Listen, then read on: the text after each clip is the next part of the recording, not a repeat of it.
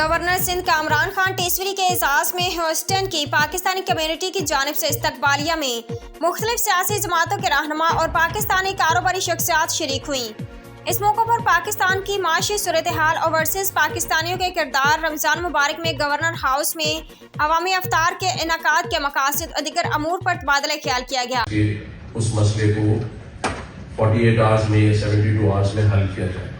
तो एक additional secretary सिर्फ और सिर्फ ओवरसीज पाकिस्तानी जो यूएस में हैं उनके लिए मैं अलहदा से उसको नॉमिनेट करूंगा। जो हमारे कोई भी यहाँ पे रहने वाले पाकिस्तानियों के मसाइल हों, क्योंकि मुझे अंदाज़ा है कि यहाँ से जो लोग इन्वेस्टमेंट करते हैं, कभी ज़मीन लेने में, कभी घर के लिए या और भी इश्यूज़ के लिए, तो उनके साथ बहुत सारे मसाइल खड़े हो जाते हैं।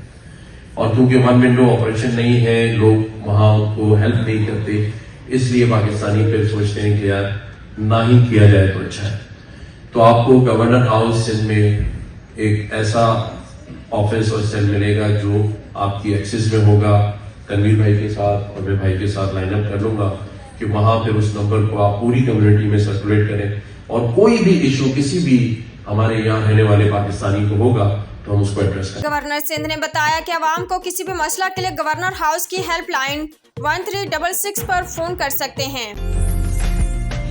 उम्दा में पकाएं और जी भर के खाएं।